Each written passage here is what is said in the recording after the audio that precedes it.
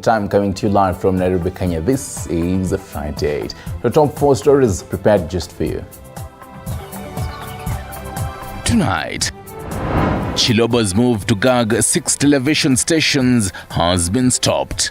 This is after lobby group moved to court to stop the Communication Authority of Kenya from censoring the TV stations from covering Azimio protests. Yeye kama ako na shida muambieni. Yeye alishindana na jamaa anaitwa William Ruto aka Hustler. Atafute mimi. Also tonight, headache for Raila Odinga as his allies from Kisii County change tune, vowing to back President William Ruto. Mko tayari? Mko tayari? Mko tayari kufanya maandamano, yani mkono hapo. Plus, the demos are on. Raila Odinga says they will not relent, saying the government must bring down the cost of living. And setback for Kenya Kwanza government as court bars new CISs from assuming office until a case challenging their appointment is heard and determined.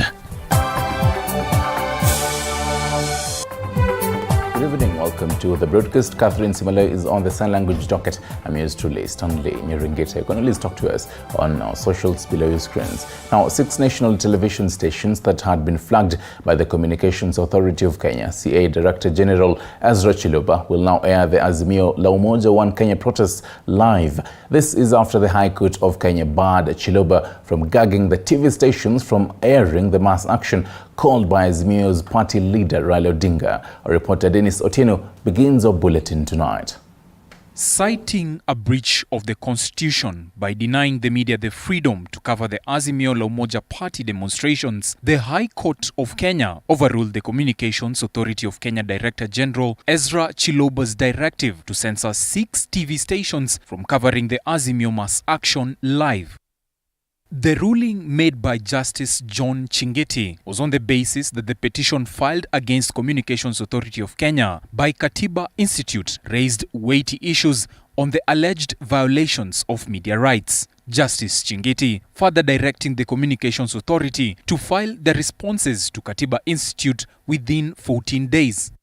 Chiloba had earlier on Wednesday, March 22nd this year, addressed the 6 television stations, including TV47, Citizen TV, K24, NTV, KBC, and Ibru TV through an official statement issuing a stern warning over the live coverage of the protests, warning that the licenses will be revoked if the TV stations fail to adhere to the said directive.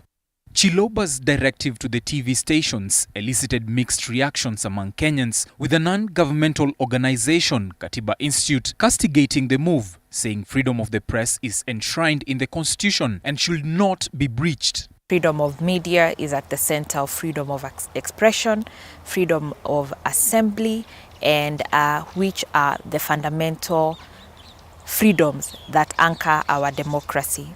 Based on the demonstrations that happened on Monday, media reported truthfully, and their truth has now come back to be the point of them being targeted by the Communication Authority. We wonder why anybody would be against truth-telling. The matter is now expected to come up for mention on May 10th this year. Dennis Otieno, TV47. Tonight, the High Court has stopped President William Ruto's 50 CISs from assuming office until a case filed by the Law Society of Kenya challenging the appointment is heard and determined. The High Court has issued conservatory orders challenging the legality of the appointments. LSK had argued that the number surpasses the requirement of 23 CISs as per the Public Service Commission. The move comes just a day after the CISs took oath of office. Paul Kirobe reports. Dennis Njue Itumbi. The appointment of the new 50 chief administrative secretaries has suffered a major setback after the court stopped the new CAS from assuming office pending the hearing of a case challenging the appointments. This coming just a day after the 50 CAS took oath of office with the Law Society of Kenya and Katiba Institute challenging the appointments. The High Court of Kenya issued a conservatory orders directing the petition and notice of motion to be served on all parties and the responses from concerned parties be served by close of business on 27th of March this month. The Law Society of Kenya argues that the president, by nominating 50 chief administrative secretaries, contravened the constitution, saying the head of state president cannot create an office in the public service except upon the recommendations by the Public Service Commission. A Kenyan citizen residing in the United Kingdom, Eliud Karanja, petitioned the High Court to nullify the decision of President William Ruto to create an additional 27 chief administrative secretaries positions. The Attorney General Justin Muturi has defended the appointments and wants the court to dismiss a petition seeking to bar them from assuming office, citing that the petition had been overtaken by events since all the 50 CAS had already been sworn in. The 50 chief administrative secretaries were not vetted by Parliament, questions arising among Kenyans on the legality of the office. Paul Kirobi, TV47, Nairobi. And still on matters court, a key witness has sensationally implicated one of the main suspects in the junior Sagini eyes gouging out incident when Kisii Senior Resident Magistrate Christine Ogweno conducted a special court sitting at the scene of crime. During the court proceedings, the witness, who was under the Witness Protection Act, alleged she saw the suspect commit the crime using a knife before wrapping the minor in a gunny bag and dumping him in a maize farm plantation. Chichi Josephine with the details. The witness claims she saw baby Sagini's grandmother gouge out Sagini's eyes before dumping him in a maize plantation. So after I had witnessed what had happened, I started chasing me with a knife and I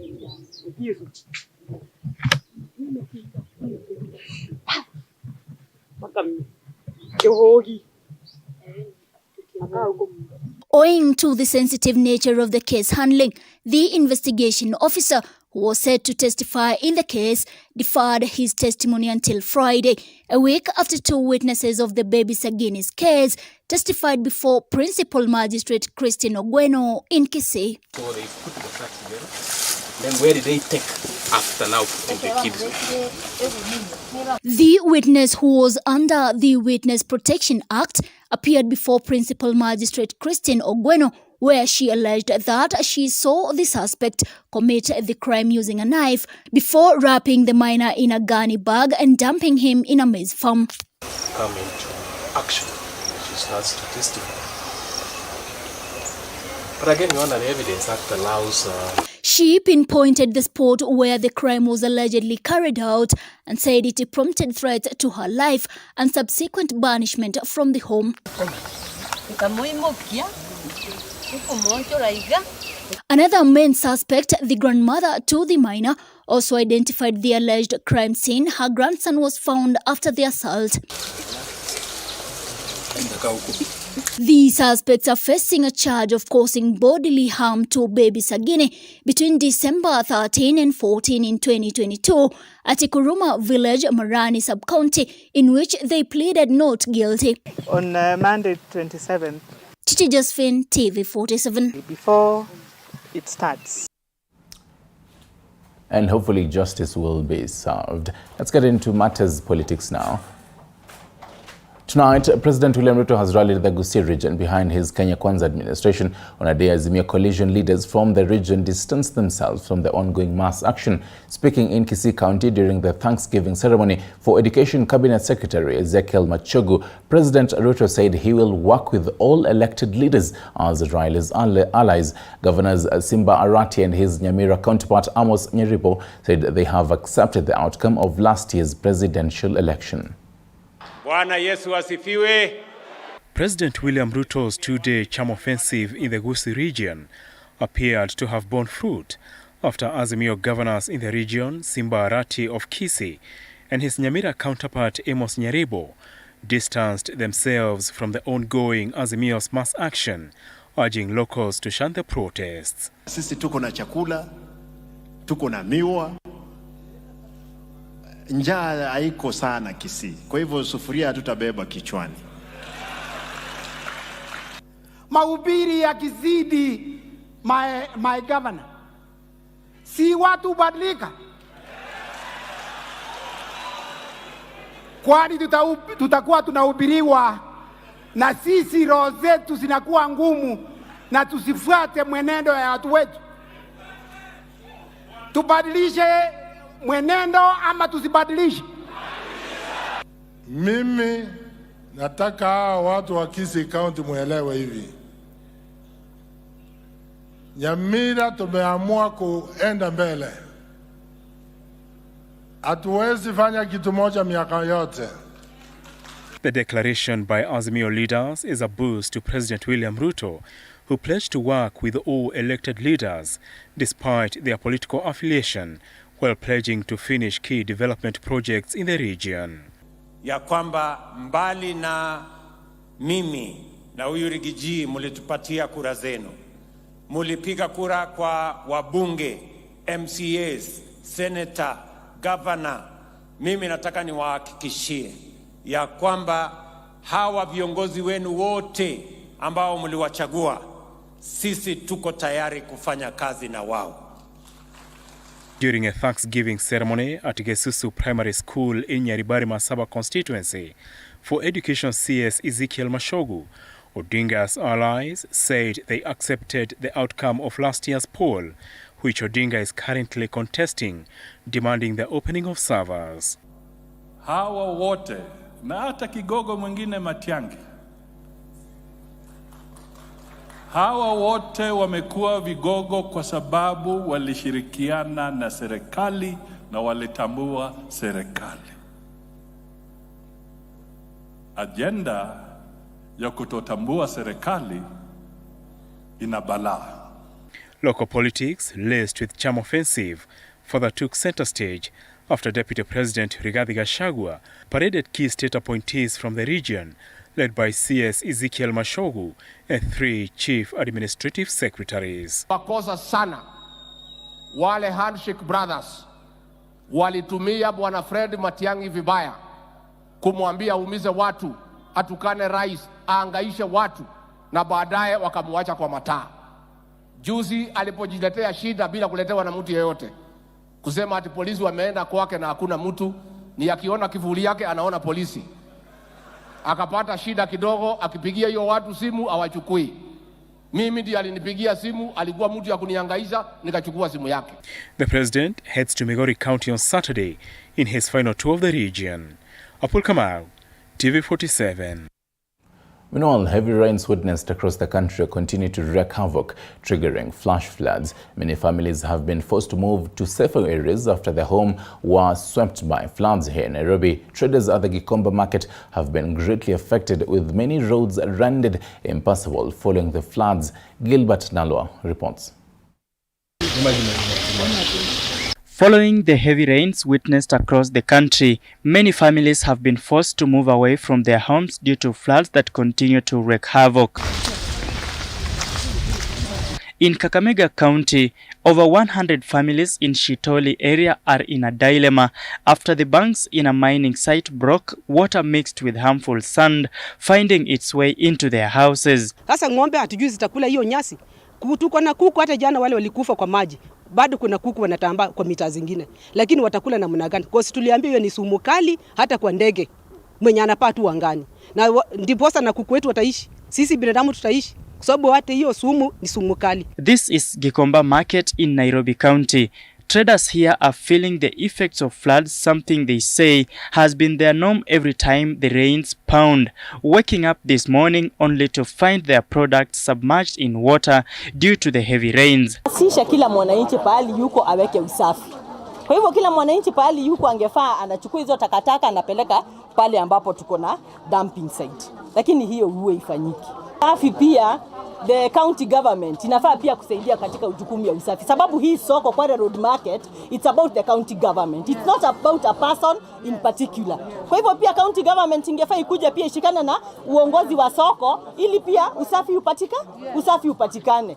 Lakini kwa county government pia wamedidimia katika usafi. The sewage system poses a great danger to the environment, with traders and residents expressing fear of contracting waterborne diseases. Kama ni usafi ivugu, hata kama ni kitu vitu ufanye usafi kabisa, ili hata pahali tunafanyia kazi huku usafi. Kuna hata takataka zimeroweka pale, hazichukuliwi na watu tunalipa hata pesa ya kutolewa takataka. Tunashindwa, kwani sisi tutaenda pande gani? Reporting for TV47, my name is Gilbert Nalo. Back to some politics. Azimio la Umoja One Kenya leader Raila Odinga has maintained that the coalition's demonstration will go on as planned, despite calls from the religious community to engage in dialogue. Speaking at Nyeribari Church area, Kisii County, while attending a burial, Raila maintained that the demonstrations are legal as sovereign power belongs to the people, warning of any interference from government in what he says should provide security as required by the Constitution. Elizabeth Mutuku reports. Just a day to the Monday demonstrations, Azimio leader Raila Odinga has maintained the Azimio outfit will continue piling pressure on the Kenya Kwanza government, dismissing the calls by religious leaders for a dialogue. Religious leaders and non-governmental organizations have appealed to Odinga to halt the demonstrations and open channels for dialogue with President William Ruto. Bado iko, sivyo? Sisafari bado iko. Sasa jamaa wanasema mambo mengi zaidi. Lakini nyinyi mlipiga kura kwa dhati kabisa kwa baba, sio? Na sisi sio waende wazimu. Sisi ni watu ambao tuko na akili timamu. Nyinyi vile vile ni watu ambao kuna akili timamu. Kila mara msimamia haki na ukweli. Mmepiga kura vizuri bila natakikana. Wakenya walienda siku ile wakapiga kura kila mahali. Na sisi tulisema kama tumeshindwa, sisi tutaheshimu ushindi. Lakini sisi hatujashindwa. Odinga urged Kenyans to agitate for the government to address high cost of living as well as electoral reforms. He maintained that a unilateral independent electoral and boundaries commission cannot conduct the 2027 general elections, saying both political coalitions must undertake the process of reconstituting the poll agency. Tumesema sava ifunguliwe, sio? Sivyo? Pili, gharama ya maisha irudi chini, sio? Tatu, ukabila vile vile iwachiliwe katika taifa letu. Angalieni jamaa na ajiri PS 51. Hapo pale anaweka wakabila yake 13. The opposition leader criticized President William Ruto's administration for seeking the privatization of the government parastatals, saying although he has supermajority in parliament, the public will oppose the move through protests, accusing parliament of being held hostage by Kenya Kwanza government, thus failing on their mandate. Kuza shirika serikali na makampuni serikali kwa watu yao wao wenyewe. Tumesema la. Hapo tumefanya makosa. Tumefanya makosa hapo. Hapa tumesema hawezi kuuza mali yetu bila kupitia kwa bunge vile katiba inasema. Kazi ya bunge ni kufanya ukaguzi. Na sasa huwezi kuacha kuchukua kazi ya bunge wewe unataka kufanya wewe mwenyewe. Sisi tumekataa. Elizabeth Mutuku, TV47, Nairobi. That story by Elizabeth Mutuku takes us to a first short break. On the other side, I'll be updating you on the recent attacks in the north.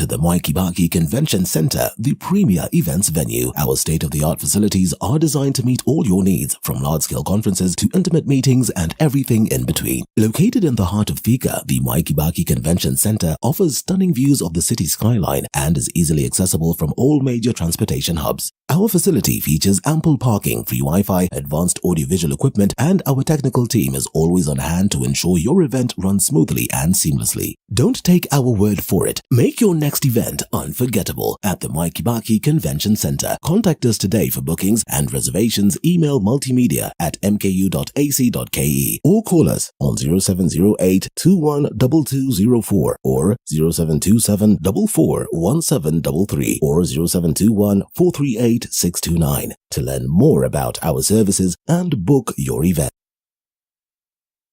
Churchill Show is back. Ruto, are you ready? Get ready for fresh episodes. Ni kuweka tu kwa mdomo. Sini Manyala inapita shu. Nipake mabibi zangu pale wote. Nimeona Sandra Dacha. Wewe na kuweka staff room. Kesi yako ni kubwa. Ile nilichapa Olympic champ. Walichapa Olympic champion maze. It would be amazing to have the fastest man and the fastest woman from the same family. Oh, bravo. Every Sunday from 8 to 9 p.m. Bobonaya. You can't afford to miss it. Powered by 4G Capital, your trusted loan partner.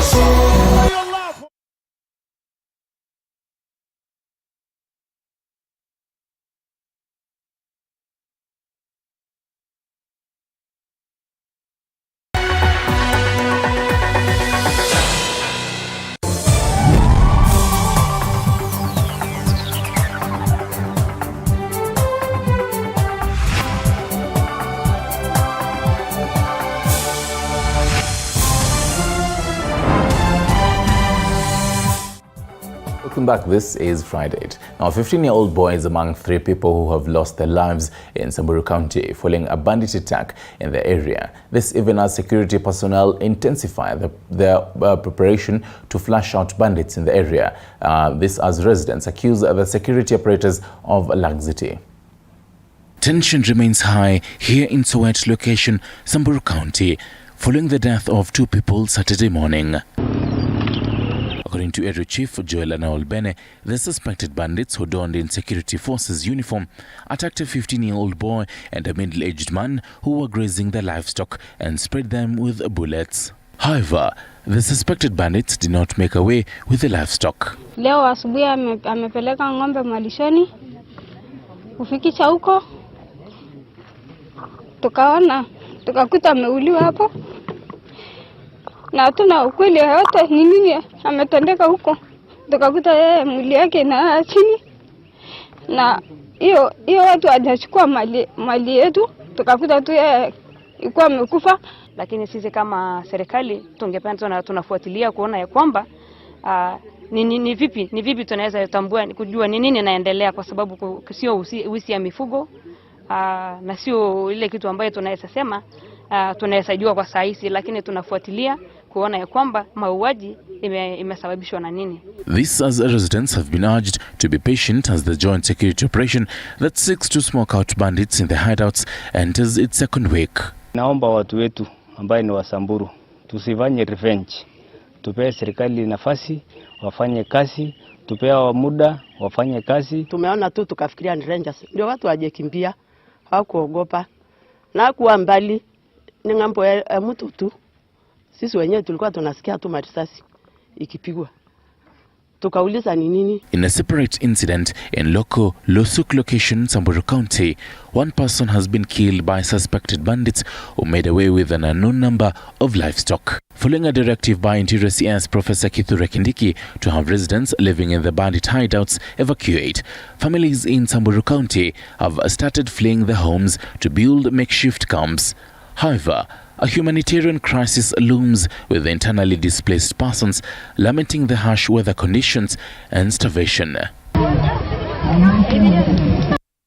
Let's switch gears to matters of health. In the past few days, countries from the East African region and the world at large have been thrown into states of panic following the outbreak of the Marburg virus in the country of Tanzania. But just what does this virus entail, and what are some of the risk factors likely to rise from the outbreak if different health bodies will not tighten the rope in the fight and prevention of the virus? Our reporter Elizabeth Atieno sat down with virologists from the Kenya Medical Research Institute, KEMRI, and now reports. For 2 days now, a cloud of fear continues to engulf different border posts linking the two countries of Kenya and Tanzania, after 8 cases and 5 deaths linked to the deadly Marburg virus were reported in the Kagera province of Tanzania. But it appears that tension is higher at the Kenya Medical Research Institute, KEMRI, as scientists scratch their heads to help determine the genesis of the virus. And there are methods of tracing the virus. You can apply molecular techniques, basically doing what you call evolutionary studies, whereby you look at the genetic makeup of the virus that they've gotten in Tanzania and try to compare it to the genetic makeup of the virus that is in Equatorial Guinea. If there's some similarity, then you can try to link that. But if there's, the results are going to show that there's no similarity, then the question will be, where has it come from?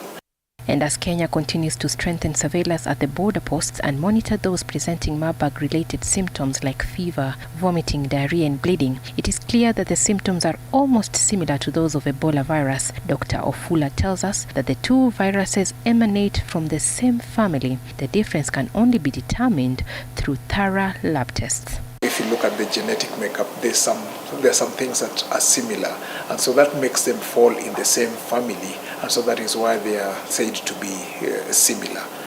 Men who have survived the Marburg virus have since been advised to use condoms for a period of 1 year as one of the best ways to stop the spread. Dr. Ofula explores why this measure is vital to stop any future outbreaks.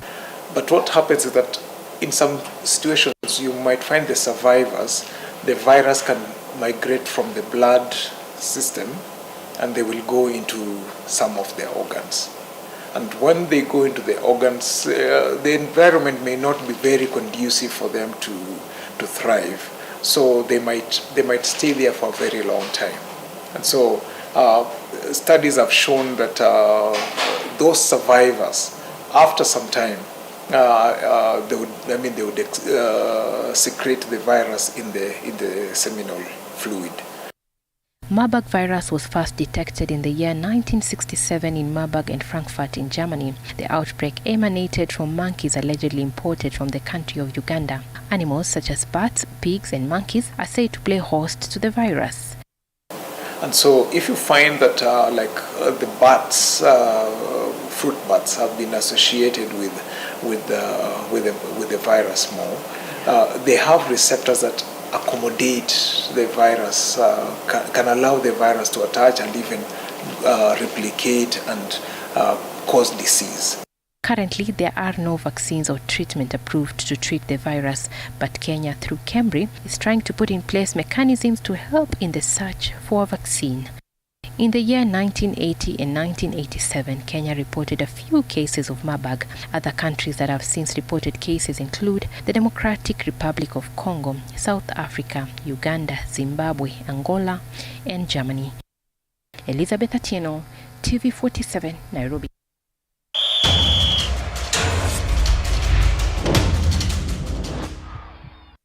And into the beautiful world of sports. Kenya's boxing ace Nico Tieno is expected to square it out with Tanzania's Hassan Ndonga for the bantamweight title at the Nairobi Fight Night Rumble. Boxing show slated to take shape Saturday night at the Kasarani Stadium Indoor Arena. The main fight will, however, see showboating master Karim Mandonga of Tanzania making his return to the boxing ring in Nairobi as he battles it out with Uganda's Kenneth Lukiamuzi, who will be participating in his second pro fight in Nairobi. Speaking during the highly charged weigh-in event held at the Multi-Choice Kenya headquarters, Kenya Professional Boxing Commission Acting Secretary General Julius Odhiambo confirmed that all the expected boxing athletes from Uganda and Tanzania have arrived for the highly anticipated fight night.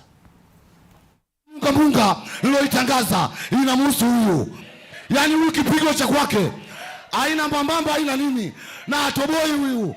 Yani huyu atoboi kwa sababu mtu kazi kaja kikazi. Kwa hiyo kipigo kinamhusu huyu. Akaa kijua, yani kama wewe ulikuwa unasumbua taifa la Tanzania, sasa mimi nakuja kubadilisha desturi ya Uganda. Mandonga mtu kazi. Wewe type yako kupigana na wanyonyi. Wewe na wanyonyi ndio mnafanana. Si wa kusumbua kwa Mandonga. Ngumi kutoka Sungunyo hiyo. Haya. Record Kenya Premier League champions Gor Mahia early today breathed a sigh of relief after the World Football Governing Body FIFA lifted a transfer ban imposed on them for the alleged breach of contract of a number of their former players. Reports indicate that FIFA, which was yet to make official communication to the club to register and start their newly signed players, had lifted the ban for a fortnight ago. Among the new players Gor Mahia expected to utilize for the second half of the season include Rwanda's Emery Bayesenge, Uganda's Patrick Kadu, and former Kakamega Homeboys defender Sylvester Owino. Gor Mahia had been slapped with a 2-year transfer ban after Ghanaian midfielder Stephen Owusi, Congolese forward Sando Yangaye, and Malian goalkeeper Adama Keita filed complaints with the FIFA Players Status Committee, which in turn took the disciplinary action against the club.